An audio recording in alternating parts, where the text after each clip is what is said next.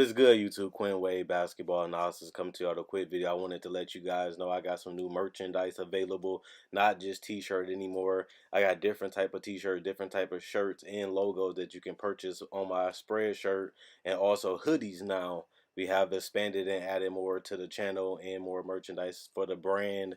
Thanks for supporting. It will be in the description and the links will be in the comment section below. Thanks for helping me and supporting the movement. Quinn Wade Basketball Analysis. I'm going to check out the video. What is good, YouTube? Quinn Wade Basketball Analysis coming to y'all with a quick video. I want to talk about Pascal Siakam, a guy that has really proved and shown what he has been worth these first couple games, leading the Toronto Raptors to a good start, better than what a lot of people thought. I felt like Pascal Siakam was a guy that deserves the max contract. He's a guy that's giving you 27 points and 10 rebounds and 3 assists. And the fact that they locked him up permanently and they have him as their star. I did have the Toronto Raptors finishing in the top 3 in the East. The only two teams that I had above the Raptors was the Bucks and the Sixers. That's how good I think this Toronto team can be, and a lot of it has to do with Pascal Siakam activity and his energy. The guy plays hard. The guy wants to win. The guy make winning plays, and he's a role model and a leader that you want on your team because you want somebody that leads by example. You want somebody that you want to go to war with, that you feel like you can compete with. And Pascal has shown that even in the finals, he stepped up in certain games. He showed that he can be a reliable player. And he's showing this year that he's ready to take the next step. We all felt like he can do it. We all felt like he needed to do it. And we all felt like he should get the max because of what he did these prior 2 seasons, and especially last year. And I like the fact that he's showing that he's not scared to take over games. I like the fact that he's so patient. The guy is getting double teamed. The guy is getting trapped. And he's just so smart and so patient and finding spots and finding ways to get the shots that he wants. He's not really settling. He's figuring out where he needs to go. He's figuring out when he needs to spin, when he needs to go back, when he needs to pass. And those are things that superstars have to figure out because they draw so much attention. And I like the fact that he's not forcing anything. He's not trying too hard. He's not trying to really be uncomfortable. He's playing at his own pace, his own rhythm. And I think that that's very important when you're a guy that's the #1 option. And this is the first time in the first season that he has had that crown. And he has literally lived up to the hype so far. I know it's early, but with his work ethic and the way he plays, and the fact that he has the size, he has the speed, he has the defensive intensity, he has the mid-range jumper, he has somewhat of a three-point shot, which we still have to see if he can knock it down at the rate that he's knocking it down at. This is a guy that averaged 2.7 threes last year, and he's already taken 5.3 threes this year, and he's knocking them down at a 42-point clip. I don't know if he can keep that up, but if he can, that just shows you that he continues to improve and work on his game. And he's playing more minutes. Last year he played 31. The season before that he played 20. And now he's playing 34 minutes because he's more relied on, and they need to ride him. I want to see him get his field goal percentage back up to 50%. I think that can be done. And honestly and truthfully, 48% is nothing to laugh at either, especially when he's playing majority of the time on the perimeter. That just lets you know that jump shots are the hardest shot in the game, and for him to take more threes and take more jumpers, his field goal percentage got hurt. But if he continues to work on his game, he's going to be a sniper from mid-range, and we just want him to be consistent from the three-point line. He don't have to shoot 40%, but if he is, that's nothing to complain about. That's something to be happy about. Also, his free throw shooting has improved even last season. I really want to see him continue to get to a free throw line. He's been getting to the free throw line a double of what he did last year. Last year he averaged 3.8. This year he averaging 6.5, and he's still knocking them down at a sniper rate of 96%. You look at his rebounds, he improved rebounding every single year. Then he got the minutes and the opportunity. This year he's getting 7.8 defensive rebounds, but what's impressive, he's getting 2.5 offensive rebounds to give him 10 rebounds a game. And he's obviously averaging 27. I think that he will be a 20-point scorer. I think he will definitely average 20 and 10.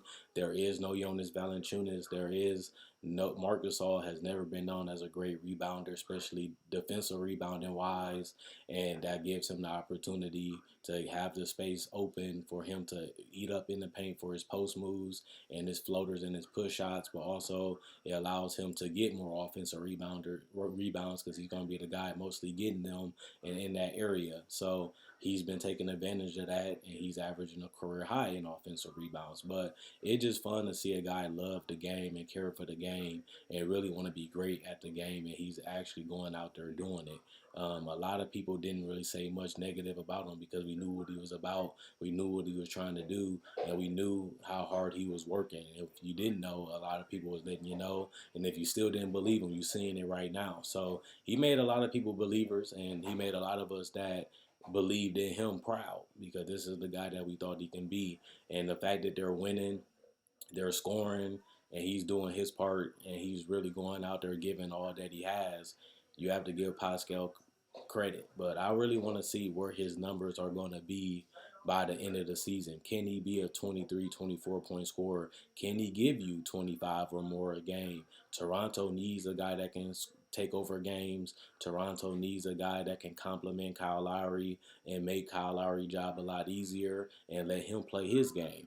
But with the fit with Marc Gasol, Kyle Lowry, OG, and them, they're all guys that can space the floor, and it allows Pascal, who has always been a team player and a decent passer for his position, it gives him that space, and then he can always get to the post, get his dribble, get his spin moves, and get his finishes. But if that don't work, he can always pass it out to Kyle Lowry, to OG, to Marc Gasol, and they can either make the right play, knock down the shot, or reset the offense. And that's good offense. And that's another reason why I thought the Raptors will be good, mainly because they are well coached and they are all bought in. This is a team that was together all of last year, and you can see the consistency, you can see the trust, you can see the belief, you can see the camaraderie, and that's very important, especially when you're trying to defy the odds. And I know it's crazy. They lost Kawhi Leonard. They lost Kawhi Leonard for nothing, and they're staying together and they stayed committed.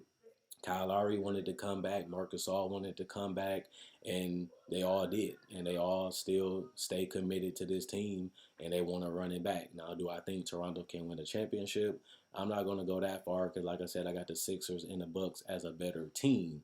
But when it comes to the teams like Boston, when it comes to the teams like the Nets, the guys in that second tier with Toronto, like Miami, like Detroit, like Orlando, those teams that have a chance to make it to the playoffs or have enough pieces to be competitive enough to be a 4 or 5 seed or let alone a 3 seed, I have to pick Toronto because they have known how to win. They've been together a lot. They have the coach that really can put them in spots to get the best out of their abilities. They have the shooting. They have the ability to play inside out if they choose to. And they have the defense. A lot of those teams like Brooklyn and the Celtics, they're not playing defense. They have defenders, but they're not playing team defense well enough. And I feel like Toronto, that's something that makes them different. Not just their shooting, not just Siakam. They play well defensively, and they play well and smart. And I really want to see if they can continue this energy for the rest of the season. Because if this is a team that can win 45, 47, 48 games, that's a lot better than what people thought. I was one of the only people that had them in the top 3 in the East. A lot of people had them lower than that. And they're proving me right as a team. Not just Siakam, just in general. And I think that barring injuries, I don't see why they can't continue this play because they showed it last year without Kawhi Leonard and OG in them. And if they can do that and add some more decent wings to their team, add some more size to their team, and have the ability to go small, go long and mobile, and even go big, that's just more weapons and more things they can do to make this team even better and give them advantages over other teams and other matchups. So they have all the pieces besides that superstar. But when they had the superstar, what happened? They won the championship. So this team is in the middle, but at the same time, they have Usai, who's willing to take risks, who's willing to take gambles, and who's willing to take care of his players, pay his players and get them on the same page and have them focus on playing basketball and getting better. And they have developed some players in the past, and they have taken some gambles and some risks on players in the past, whether it's Kyle Lowry, trading for Kawhi Leonard, or even taking in Marc Gasol and letting go of Jonas Valanciunas. Those moves have got them to this team, and now it's just about finding ways to stay competitive, to stay motivated, to stay energized, and just going out there executing what the coach have you doing, knocking down shots, playing together, and just trying to get the best out of this moment and the best out of this team. And the only reason why I don't think they're going to be a team that sells is just because what do they have? Like, what is I'm going to rebuild for when we can still be competitive, when we still can go out there and give the Toronto fans a team that just won a title last season, just a couple months ago? Why will we just give up and just become a bad team when we can go out there and compete, stay competitive, and stay on that line where we just one piece away, and when that piece comes during free agency or if that comes during a trade, they still can make that move instead of just burning up the house down, starting over, and then being bad after winning the championship for a couple years. You got Kyle Lowry for another year after this. You got Siakam. You got good role players. Play it out and see what happens and see what you got. See who you need to stay. See who you want to build around. See who you want to move. See what you have. And I think that's what the side did this year. And I think they're going to play above expectations. I think they're going to prove a lot of people wrong, and they're going to earn a lot of respect. But they did that last year, and I think that's going to continue this year. I like this team. I like this group. I like what they're about. I like what they do, and I got respect for them. Now it's just about them going out there, staying healthy, and playing together, which they do.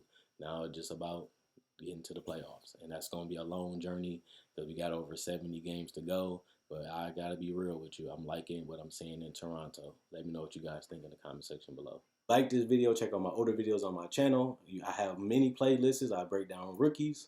I break down players. I break down summer league. I do cover the draft, and I got a mock draft up already.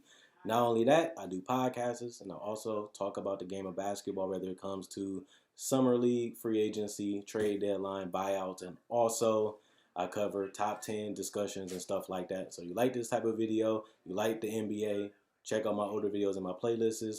I enjoy making these videos. You guys enjoy watching.